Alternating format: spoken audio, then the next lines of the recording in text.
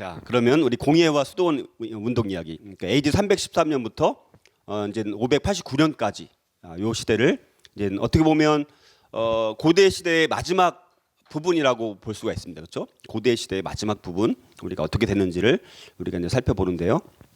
자, 이 시대를 한번 보면 여러 가지 일들이 있는데 대표적인 것이 이제 이게 이제 밀라노 칙령이라고 AD 313년에 있었던 아까 말씀드렸던 이제 AD 313년 콘스탄틴 대제가 밀라노 칙령을 선언하기 전까지 우리 기독교는 수많은 로마 제국 안에서 박해와 핍박을 받는 상당히 약자였습니다. 그래서 심지어 어디서 다 막 살았어요. 카타콤 지하 동굴 속에 들어가서 거기서 막 생활하고 참 신앙을 지키기 위해서 정말 그런 지하 동굴에 들어가 살기도 하고 많은 사람들이 순교 당하기도 하고 자 그러다가 어찌됐든 하나님의 역사하심으로 이제는 기독교가 이제 세상 밖으로 나오게 되어지는 계기가 이제 밀라노 칙령이 있었고 그 다음에 근데 그러다 보니까 뭐가 있었냐면 이제는 뭐냐면 많은 사람들이 그리스도에 대해서 그러니까 예수님에 대해서 어떤 분인지에 대한 자기 주장을 막 펼치게 되어져요.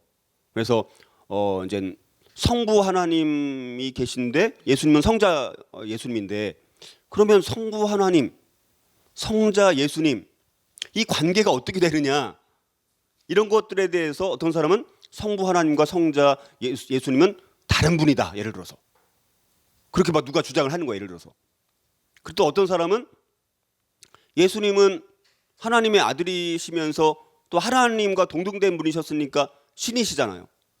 근데 예수님은 이 땅 가운데 완전한 육체의 몸으로 오셔서 인간으로 사셨잖아요.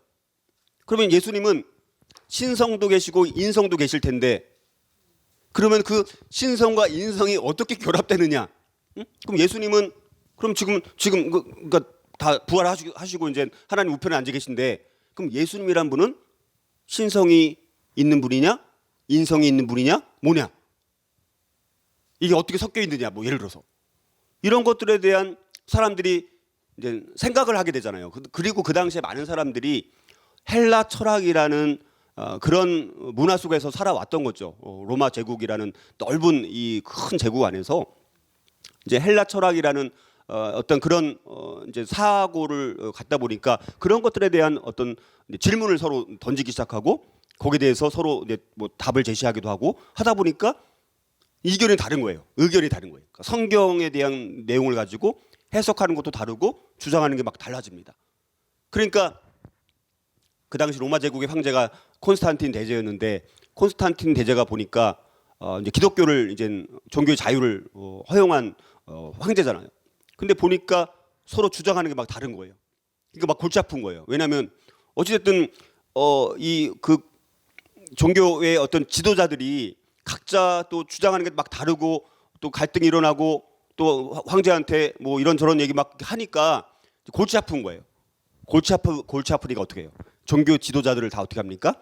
다 소집을 시키는 거예요. 로마 제국 전역에 있었던 종교 지도자들 다 이제 불러가지고 자기가 이제 다 비용을 이제 댔어요. 사실은 엄청나게 비용을 다 대가지고 종교 회의를 이제 하게 된 거예요. 근데 한 번 종교 회의를 했어요.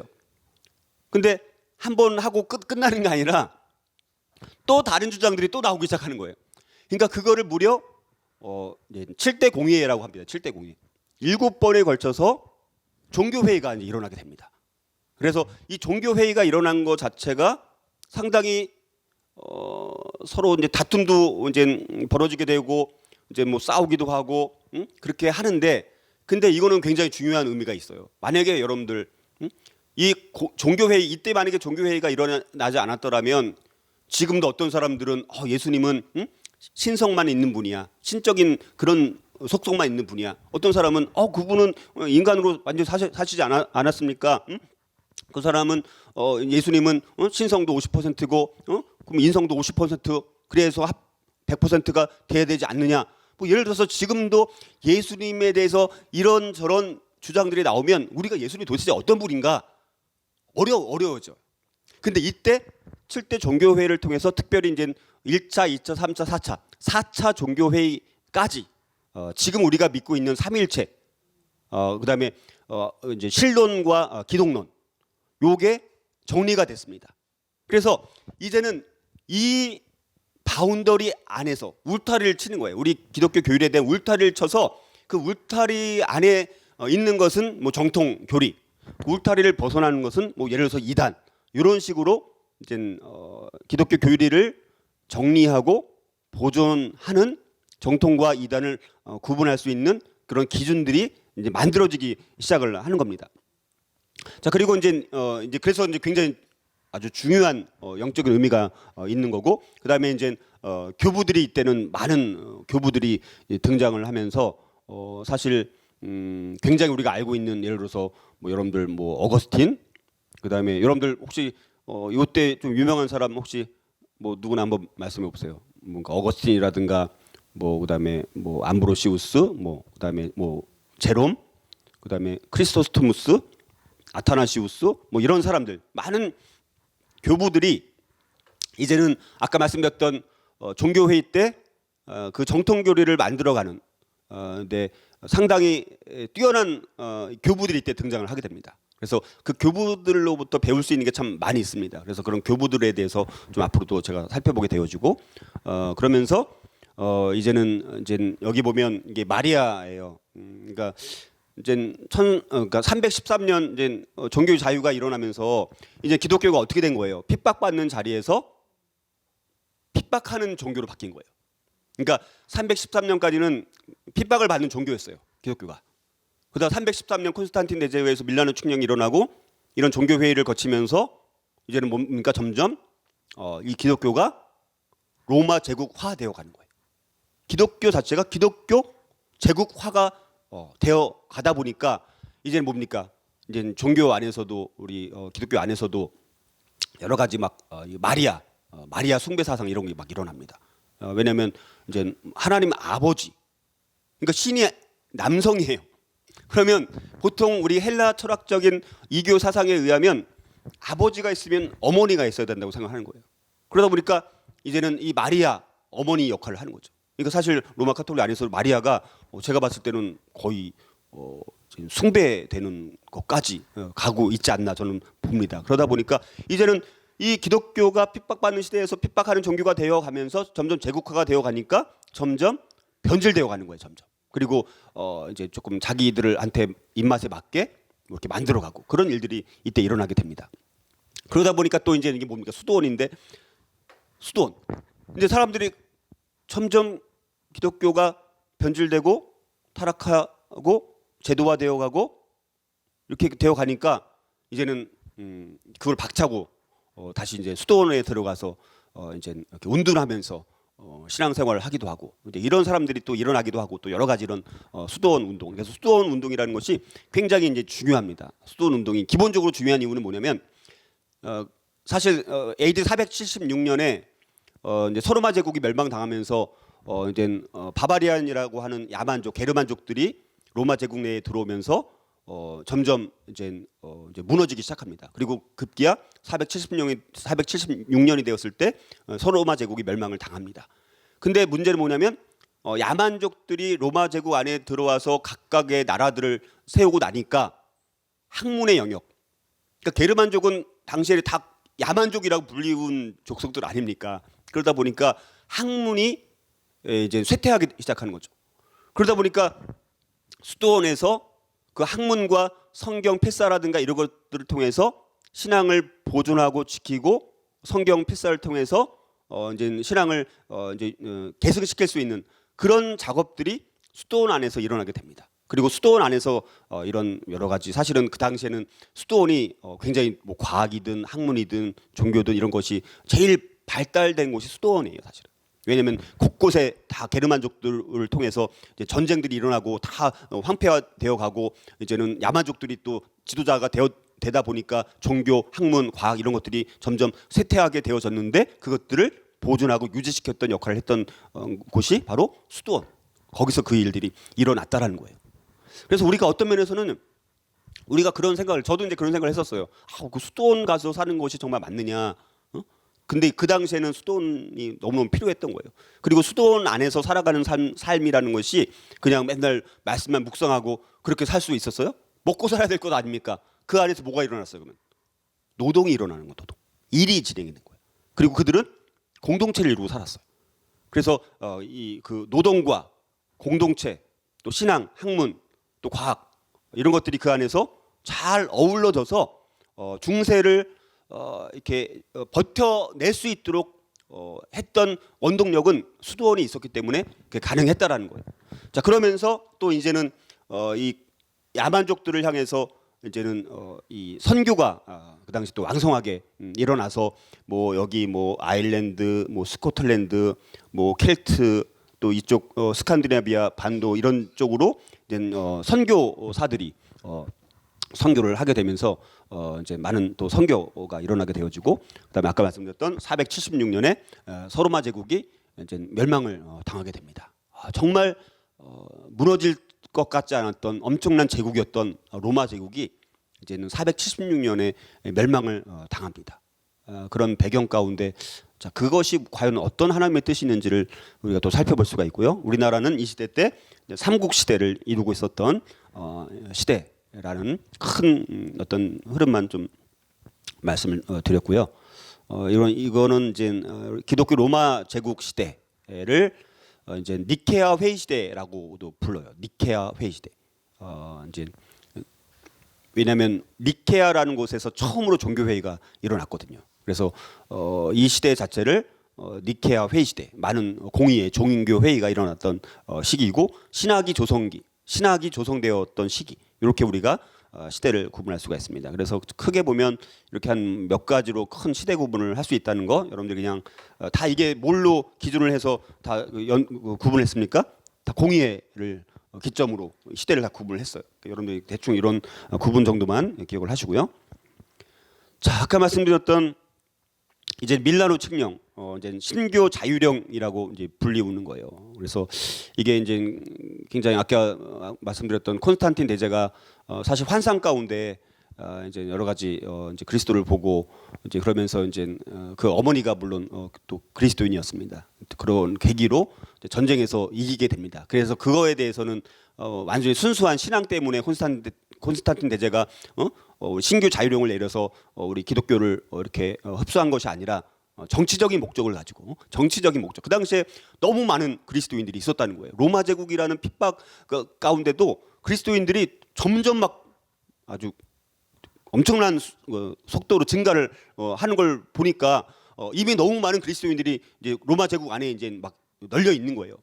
이제 그런 의미로 정치적인 목적을 가지고 이 콘스탄틴 대제가 이 밀라노 칙령을 통해서 신교 자유령을 통해서 그리스도인들까지도 흡수하는 그런 정치적인 목적을 갖고 했다. 뭐 여러 가지 이런 해석들이 있습니다. 아마 저는 두 가지가 다 있지 않을까.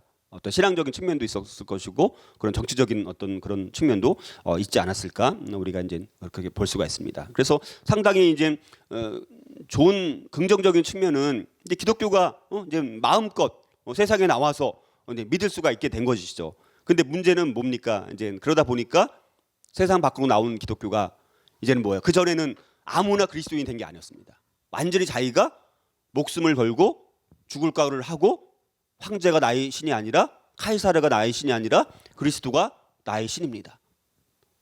자, 그렇게 철저하게 알곡들만 쭉정이는 다 떨어져 나가고 알곡들만 교회 안에 있었던 그 기독교 세계가 이제 종교의 자유를 통해서 어떻게 됩니까? 아무나 교회 안에 다 들어오는 거예요.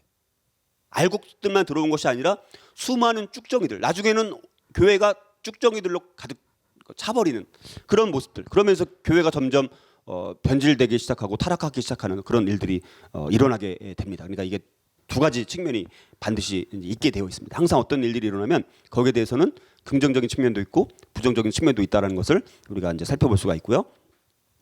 자, 그러면서 이제는 몇 가지 뭐 이때 있었던 특징들을 보게 되면 공예배, 종교 관습, 의식들 이런 게 이제 많이 만들어집니다. 그래서 이제 점점 뭡니까? 교회가 이제 공적으로 이제 모이게 되어지고 대중화되어지고 이제 하나의 어떤 틀을 갖게 되어지고 정형화되어 가고 이제는 그 내용보다 어떤 형식 같은 것이 중요하게 여겨지고 또 이제 의식 같은 것들이 많이 만들어져서 로마 가톨릭에서는 무려 우리 그리스도 개신교에서는 두 가지가 있잖아요.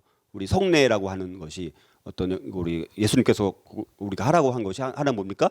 주의 만찬과 세례와 침례 두 가지가 있다면 로마 가톨릭 안에서는 칠성례라고 하는 7가지의 성례가 있는 거예요. 훨씬 더 그런 것들이 많아지는 거예요. 그런 것들이 점점 덧붙여지고 이렇게 되어 간 거예요. 그러니까 그런 이제 부작용적인 측면도 또 있다고 볼 수가 있고, 그 다음에 이제 교회 권징이 이제 사라지게 됩니다. 이 권징 우리가 있잖아요. 뭐 적은 누룩이 온 덩어리에 퍼지는 것을 알지 못하느냐, 뭐 여러 가지 우리가 이런 말씀들. 그래서 권징을 통해서 사람을 바로 세우고 잘못된 것들을 지적해서 고쳐 나가야 되는데 이제는 뭡니까? 그런 권징이 다 사라졌습니다. 그리고 오늘날도 우리 현대 교회에서는 권징이라는 것이 아예 거의 뭐 사라지지 않았습니까? 그러면서 교회가 이런 것들이 점점 없어지는 거예요. 그래서 점점점 변질되어 가는 거예요. 그러니까 313년부터 1517년까지 거의 1000년 넘게 교회가 점점 타락해 간 거예요, 사실은.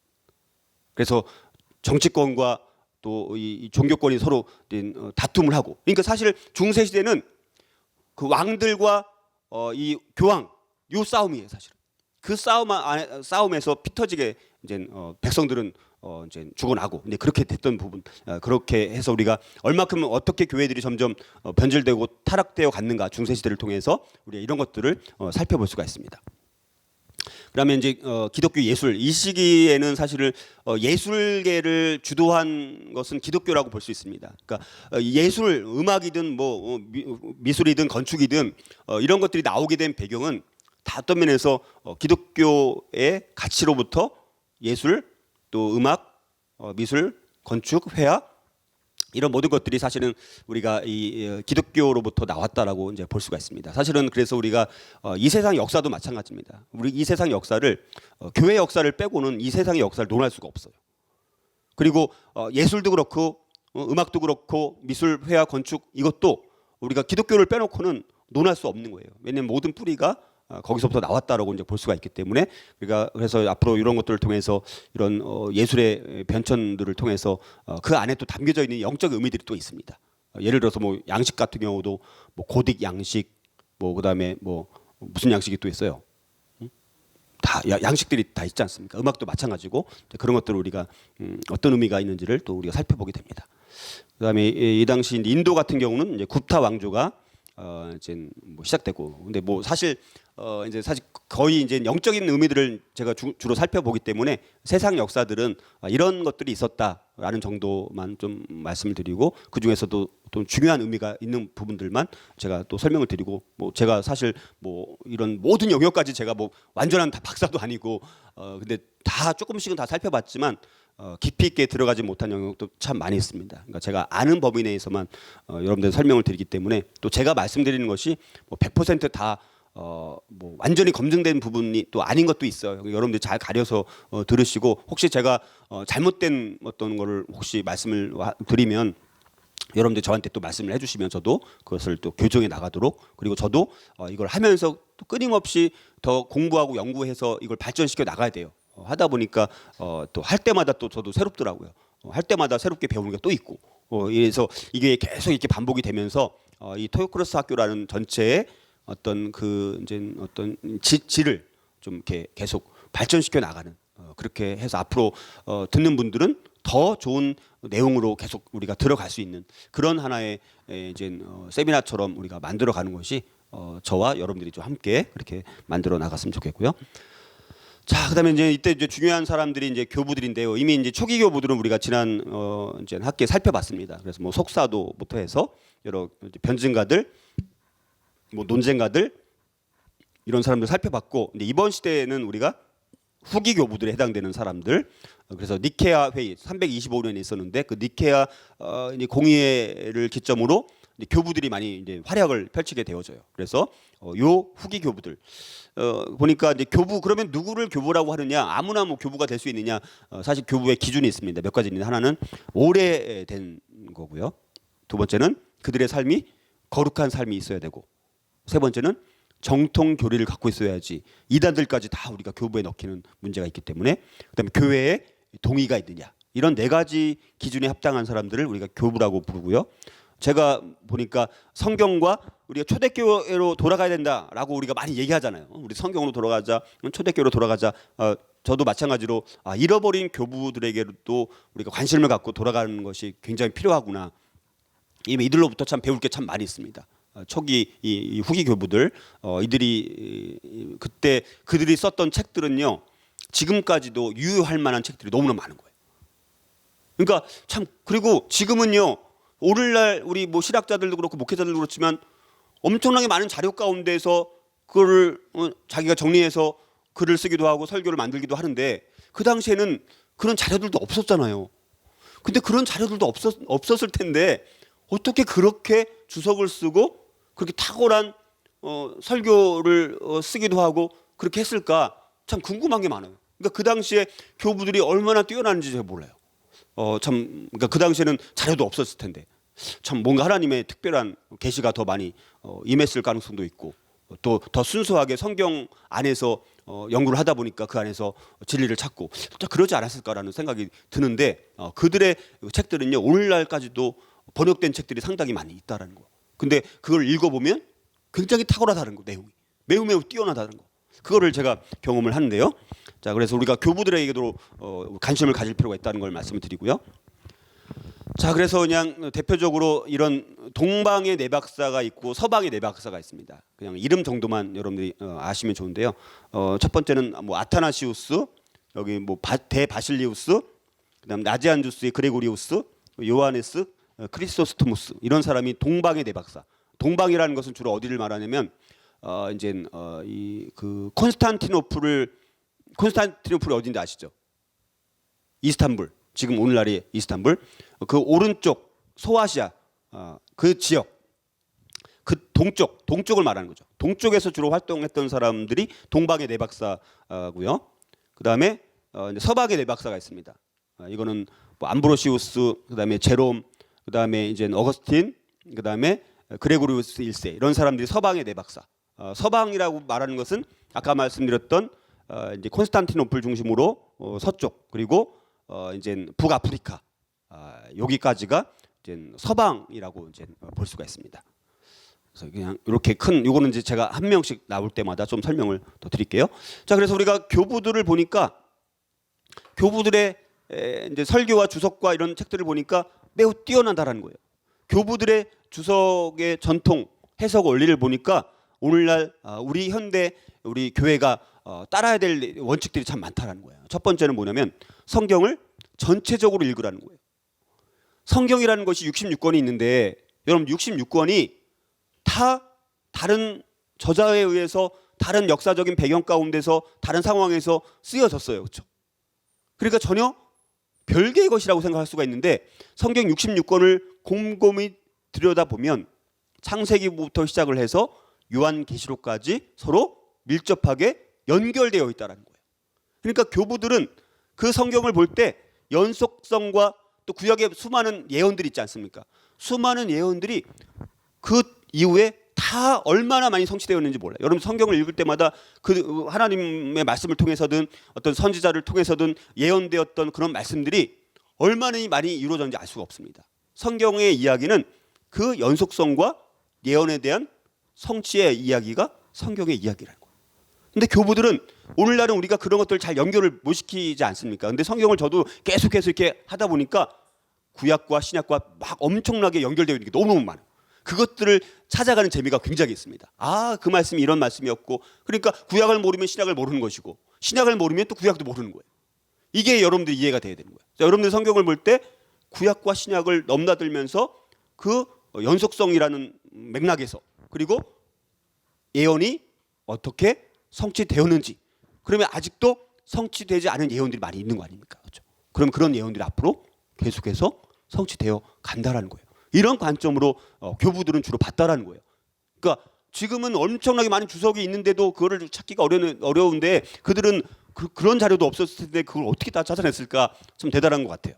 두 번째는요, 성경을 기독론적으로 읽으라는 거예요. 우리가 성경의 이야기를, 자, 그리스도의 성육신, 그리고 예수님께서 십자가에서 죽으신 사건, 그리고 예수님께서 부활하신 사건, 승천, 우리가 구약의 많은 이야기들조차도 성경을 기독론적으로 읽으면 그 안에 예수 그리스도를 예표하는 사건들이 너무너무 많다는 거야. 구약에서도 그 한 사건이 그리스도께서 오실 것을 예표하는 사건이 너무 많다는 거예요.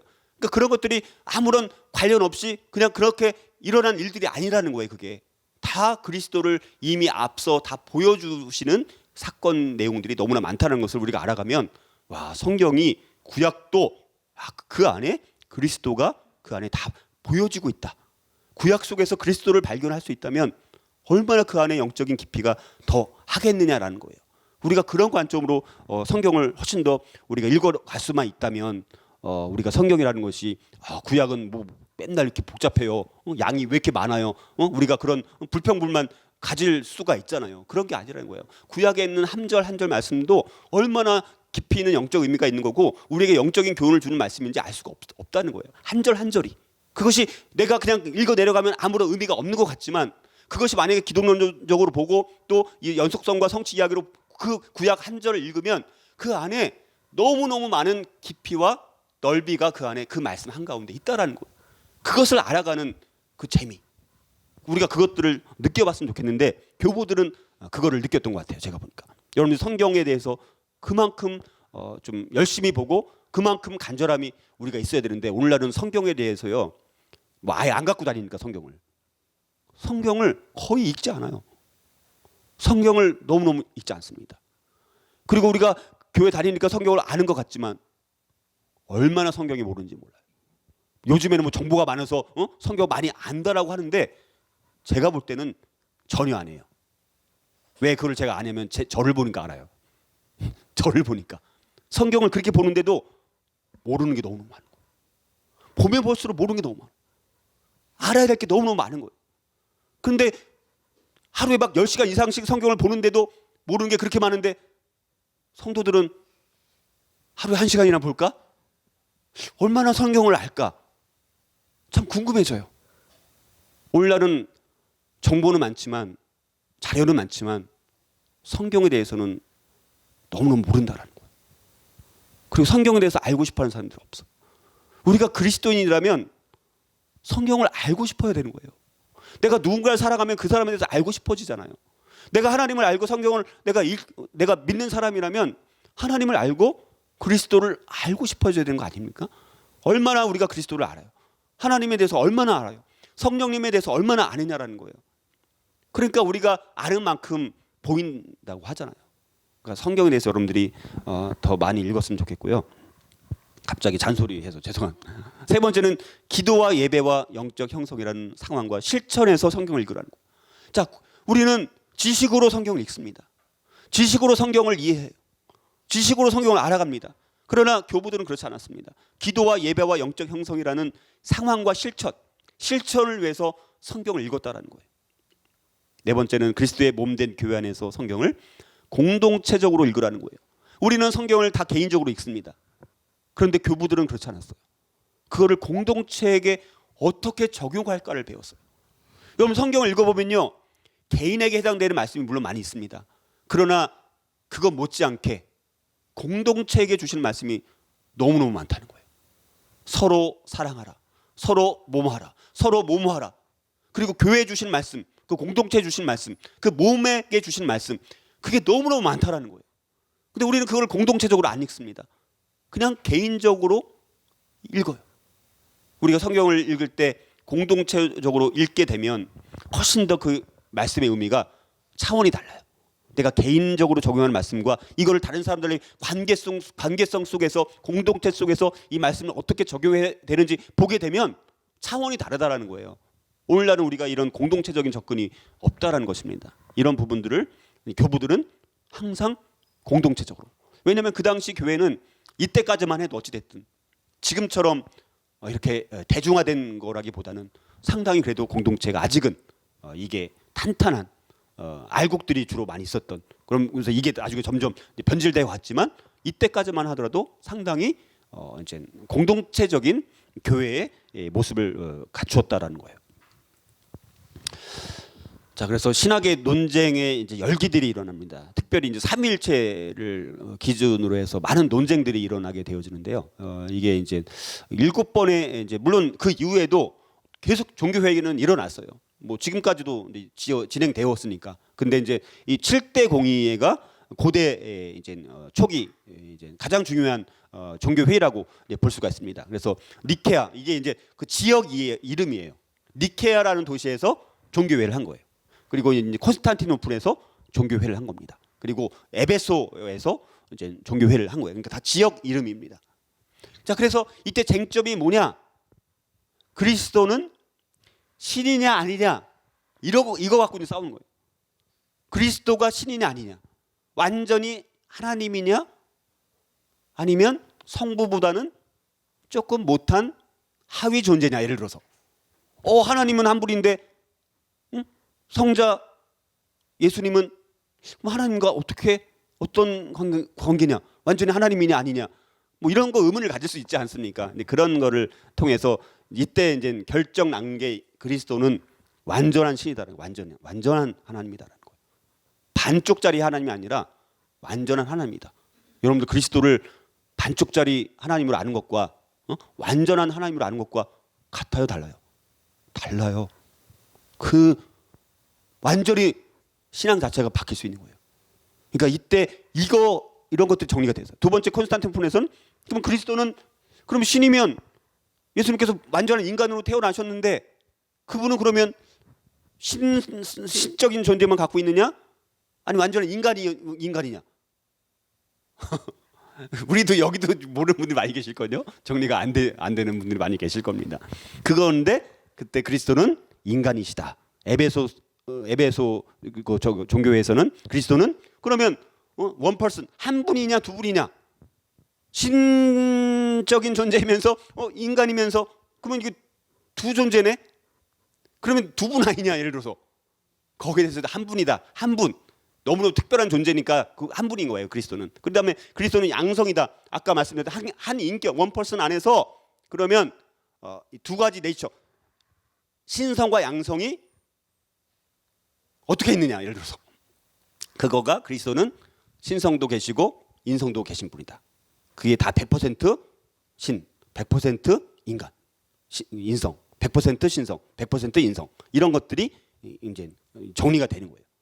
그래서 그 이후에 뭐 여러 가지 있지만 요 칼세돈 종교회의, 이 칼세돈 종교회의 때까지 결정된 이 기독론, 이 삼위일체론 이것이 오늘날까지도 우리가 이 교리 안에서 우리가 이제 그리스도에 대해서 삼일체에 대해서 우리가 그렇게 이제 정통 교리 안에서 우리가 인정하는 그런 거라고 볼 수가 있습니다. 그러니까 이때 아주 중요한 게 결정이 난 거예요. 그러니까 이제 초기 교회 이때 정통 교리가 어느 정도 울타리가 빨리 결정이 됐을지언정 만약 그때 되지 않았더라면 이거 가지고 또 계속해서 싸웠을 거예요. 그러니까 콘스탄틴 대제가 기여한 것도 많고, 근데 이때 이렇게 뛰어난 성경에 있는 내용을 가지고 이런 것들을 삼일체론과 기독론과 이런 것들을 결정하는 데는 머리가 좀 둔한 사람들이 이걸 결정할 수 있겠습니까? 안 되잖아요. 그러니까 아까 말씀드렸던 아주 뛰어난, 아주 탁월한 교부들. 그러니까 하나님께서는 그 당시에 아주 뛰어난 교부들을 통해서 이 성경에 있는 삼일체론과 기독론에 대한 교리들을 정리하고 이거를 이제 보존하는 역할을 했던 거예요. 그 시대마다 하나님의 사람들이 있습니다. 이전에 초기 교부들은 그 당시 처음에 교회들이 생겼을 때 리더십이 전혀 없었던 그 상황 속에서 이제는 초기 교부들을 사용하셨던 것처럼 이 후기 교부 때는 이런 이 신론, 또 기독론, 또 삼일체론 이거를 결정하기 위해서 하나님께서 수많은 뛰어난 아주 매우 뛰어난 오늘날도 그 당시에 뭐 어거스틴이라든가 그다음에 제롬이라든가 또 뭐 여러 가지 이런 사람들 그만큼 뛰어난 사람들이 나오기가 쉽지 않아요. 근데 그때는 아주 다수, 아주 많은 교부들 그들을 통해서 우리가 이런 교리들을 정리하는 그런 역할들을 했다라는 거예요. 그래서 첫 번째가 이제 325년에 있었던 니케아 종교회의. 그래서 그리스도는 신이다라는 게 결정이 났습니다. 그리스도는 완전한 하나님이다. 그래서 이제 아리우스라는 사람이 이제는 이제 상위 본질, 본질이 다르다라는 거예요. 하나님과 성부 하나님과 성자 예수님은 본질 자체는 좀 다르다. 어떻게 같을 수가 있느냐? 하나님 한 분이신데 예를 들어서 이 아리우스라는 장로가 그렇게 이제 이야기를 합니다. 그래서 이제 하나님은 하나님의 신성과 통일성과 뭐 군주성이 손상당함으로 그리스도는 피조물이어야 된다. 뭐 예를 들어 이렇게 얘기하니까 그 당시에는 뭐 교리들이 확실하게 정리 안 됐으니까 맞는 것 같아. 합리적인 것 같아. 설득력이 있어. 그래갖고 많은 아리우스를 따르는 사람들이 이제 많이 이제 생기게 돼요. 근데 어떤 사람 또 아타나시우스라는 이 사람은 이제 집사하면서 나중에 감독이 되었던 사람인데 이 사람은 어찌됐든 이제 동일 본질이다라는 것을 주장을 하게 되면서 성자 그리스도는 성부 하나님과 동일한 본질이고 동등하게 영원하신 분이고 영원히 동등한 분이다. 이런 것들이 결정되고 아리우스가 이단으로 정제되어지면서 근데 이제 아리우스는 나중에 또 자기들끼리 또 이렇게 이제 그룹을 만들어서 또 이제 이러면서 이단들도 많이 이제 등장하기 시작합니다. 그리고 퍼져나가고 그리고 그들이 특별히 이 아리우스는요 어디를 많이 선교했냐면 게르만족을 많이 선교를 했습니다. 게르만족들을 선교를 많이 하다 보니까 게르만족 중에서 상당히 많은 사람들이 아리우스파인 거예요. 나중에 이제 그들이 이제 기독교 안에 들어왔을 때 이게 상당히 또 문제가 많이 되기도 하는 그런 일들이 나중에 또 일어나게 됩니다. 자, 그래서 이제 동방의 네 박사 가운데 아타나시우스 이 사람이 쓴 성육신론이 있습니다. 성육신론. 이제 제가 이제 앞으로 더 해야 될 것 중에 이런 책들을 제가 읽고 이거를 다시 기독교 세계관으로 이제 정리해서 이렇게 이제 이렇게 정리하는 건데 근데 너무 많은 양들이 있다 보니까 이 한 권을 제가 정리해 보니까 이런 책들을 무슨 문학 책도 그렇고 종교 서적도 그렇고 한 권을 정리하려면 한 거의 20시간은 연구를 해야지 딱 정리가 되더라고요. 근데 이제 제가 지금 한 책을 갖고 그렇게 20시간 가까이 정리하기가 쉽지 않은데 제가 정리한 책들도 있어요. 그래서 제가 이거 하면서 중간중간에 정리한 책들은 제가 설명을 이제 다 드리는 거예요. 그거는 제가 그렇게 오래 연구를 해서 정리한 거고 근데 이걸 이제 앞으로 저는 이걸 계속 해 나갈 거예요. 이거는요 저의 평생 저의 과제입니다. 그러니까 이거는 계속 제가 목회하면서도 이런 거를 계속해서 연구를 해서 이걸 정리해 나갈 거예요. 왜냐하면 이들이 쓴 이런 책들을 정리하면요 그 안에 굉장히 많은 깊이의 진리들이 나오게 돼 있더라고요. 그거를 제가 정리할 때 굉장히 기쁘더라고요. 그런 것들을 이제 찾아가는 거가 있는데 나중에 또 우리가 정리한 대로 설명을 드리겠지만 어찌됐든 아타나시우스가 뛰어난 사람이었던 것을 우리가 보게 됩니다. 자, 그다음에 근데 이제 여기서 우리가 이게 굉장히 또 중요합니다. 우리 콘스탄틴 황제 이후에 교회가 어떻게 바뀌었느냐라는 것입니다. 아까 말씀드렸던 것처럼 콘스탄틴 황제는 기독교의 인물 중에서 아주 중요한 인물 아닙니까? 그런데 이제 그 이후에 우리가 이 세상이 조금 많이 바뀌기 시작합니다. 어떤 게 바뀌었는지를 한번 살펴보면 첫 번째는요, 교회가 세속화되어 갑니다. 교회가 세속화되어 가요. 이제는 뭡니까? 기독교가 로마 제국의 비호를 받으면서 오히려 약자가 아니라 뭐가 되는 거예요? 강자가 되는 거예요. 강자 편의 종교가 되었어요. 그러면서 교회가 점점 뭡니까? 이제 타종교들을 핍박하는 위치에 있게 되어지고 정치와 종교가 점점 결탁하기 시작합니다. 이런 것들이 점점 문제가 많이 발생하게 되어져요. 그러면서 이제 교회가 급속도로 이제 타락하기 시작합니다. 세속화되고 세상으로 이제 점점 이제 세상 영향을 많이 받게 됩니다. 이게 이제 너무 때려야 뗄 수 없는 관계가 되어가는 거죠. 두 번째는 성상 숭배. 이게 뭡니까? 이교도들이 여전히 이교도들이 교회 안에 너무 많이 들어오는 거예요. 그러니까 우리가 아까 말씀드렸던 것처럼 교회가 이제는 핍박 시대 때는 정말 알곡들만 있어가지고 목숨을 걸고 믿지 않는 사람들은 그리스도인이 안 됐거든요. 근데 이제는 아무나 들어오니까 이교도들이 다 교회 안에 다수가 들어오는 거예요. 뭐 헬라 사상에 뭐 물들었던 사람들, 또 뭐 우상에 물들었던 많은 사람들. 그러니까 뭔가 성상 거룩한 것들을 만들어서 그거를 자꾸 숭배하는 일들이 자꾸 생기는 거예요. 그러니까 유형으로 뭘 만들어서 자꾸 섬기기 시작합니다. 그리고 교회력이 발달합니다. 교회력. 그래서 무슨 뭐 여러 가지 교회력들이 많이 있지 않습니까? 사실 이게 제가 봤을 때는 이런 교회력이 그렇게 많이 필요한가 생각을 해요. 많은 교회 무슨 절기부터 해서 굉장히 많이 이렇게 만들어서 하거든요. 우리 개신교도 그 영향이 많이 있어요. 사실은 일부 교단에서는 많은 교회력들이 있어요. 근데 사실은 이거는 처음에는 없었어요. 초대교회 때는. 근데 이게 점점 이런 교회력이 많이 발달하고 예배력이 많이 발달돼서 뭐 무슨 기간 무슨 기간 뭐 이렇게 다 정해서 이렇게 하는, 그래서 이런 가운 목회자들도 가운도 거기에 맞춰서 색깔도 다 달리 입고 이런 것들이 계속 진행이 되거든요. 저는 이제 가운을 못 입겠더라고요. 저는 가운이 너무 부담스러워요. 가운을 안 입어요. 한 번도 안 입었어요. 여기 저희 개처가 한 번도 안 입었는데, 뭐 제가 그 뭐 목사 그 옷은 있지만 그거를 제가 한 번도 안 입어. 앞으로도 안 입으려고 해요. 아무튼 교회력이 많이 발달하기 시작합니다. 그 다음에 성례.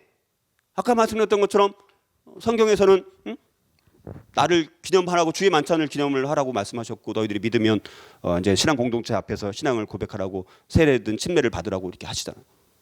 우린 두 가지만 우리가 인정을 하는데, 지금 이제 여기는 점점 그런 성례가 많이 만들어지기 시작해요. 성례가 왜 많이 만들어져야 될까요? 생각을 한번 해요. 성례가 왜 많이 만들어져야 돼요? 왜 사람들이 원해서 뭐 그런 것도 있고. 자, 성례가 많다라는 것은 그 성례를 집행할 때는 또 거룩한 사제 같은 사람이 진행을 해야 되는 거예요. 그러면 그 사제가 그런 성례를 많이 하고 그렇게 거룩하게 행사하는 것들을 많이 진행을 하면 사제가 영적으로 더 다른 사람들에 비해서 어떻게 생각되는 거예요? 더 우월하다고 이제 여겨지겠죠, 점점 더. 그러면서 어떤 이 그 종교적인 리더십의 권위가 점점 더 세워지겠죠, 사실은. 점점 그렇게 되어 가는 거예요. 성례가 점점 많아집니다. 그리고 마리아 숭배 사상이 대두되기 시작해요. 어느덧 마리아가 신격화되는 거예요. 제가 언제 절두산인가 어디 가서 로마 가톨릭 안에 있는 판매하는 데 매점 같은 데를 가보니까 자료가 뭐가 있나 한번 궁금해서 이렇게 둘러봤더니 무슨 엽서 같은 것도 많이 있고 뭐 이런 게 많이 있더라고요. 근데 많이 있는데 어떤 걸 딱 예쁘게 이렇게 돼 있어서 조그만 수첩처럼 돼 있어서 딱 봐서 내용을 딱 훑어봤는데 다 거기 마리아다. 다 마리아가 있는 거예요. 과연 이 마리아 숭배, 과연 마리아가 숭배의 대상이느냐라는 거예요. 그러면 삼위일체가 아니라 사위일체가 되는 거예요. 사위일체. 과연 마리아가 숭배의 대상이 되느냐. 하나, 예수님은 마리아를 통해서 태어났지만 마리아가 하나도 흠이 없는 완전히 그런 여인이었을까? 그렇지는 않다라는 거예요. 우리가 그런 것들 한번 생각을 해봐야 돼요. 그 다음에 성인 숭배. 이제는 아주 훌륭하게 산 성인이 있습니다. 성인. 그럼 그 성인을 숭배하기 시작합니다. 성인의 이름으로 기도를 하고, 성인의 이름으로 기도하면 기도가 들어준다고 생각하고, 성인이 점점 숭배되어지는 거예요. 지금도 보니까 로마 가톨릭은요, 그 성인 그 숭배가 뭐 자기들은 숭배가 아니라고 말하겠지만 아주 그 성인으로 인정되는 사람이 있습니다. 시체가 시체인가요? 아무튼 그러면 어디에 성당이 하나 더 생겨야 돼요. 그러면 성당의 지하에 가면 다 그런 유물들이 거기 다 있거든요. 그러면 새로 성당이 만들어졌어요. 그러면 성당에 다른 원래 있었던 성당에 있는 그 유물 중에 손톱이 남아 있는 게 있어요. 그 남은 거를 자르든가 해가지고 뭐 하나라도 거기 갖다 놔야 되는 거예요. 그 성인 숭배 사상이 이때 생기는 거예요. 그다음에 교회당 건물. 자, 이 콘스탄틴 이전에는 교회 당이 없었어요. 건물이 없었습니다. 다 어디서 예배를 드렸어요? 집에서. 가정교회. 다 가정. 물론 그 집에 가정이라고 해서 우리처럼 뭐 작은 평수도 있겠지만 그때는 좀 큰 집들도 꽤 많이 있었어요. 그러니까 사실 이제 건물이 아니라고 또 말하기도 어려운 점도 있을 수는 있어요. 왜냐하면 건물이 크니까 그런 데서 모이기도 하고 아무래도 조금 작은 곳보다는 좀 큰 데서 모였겠죠. 그러니까 AD 300년 전만 해도 교회 당이라는 걸 짓고 거기서 예배드리지 않았다는 거예요.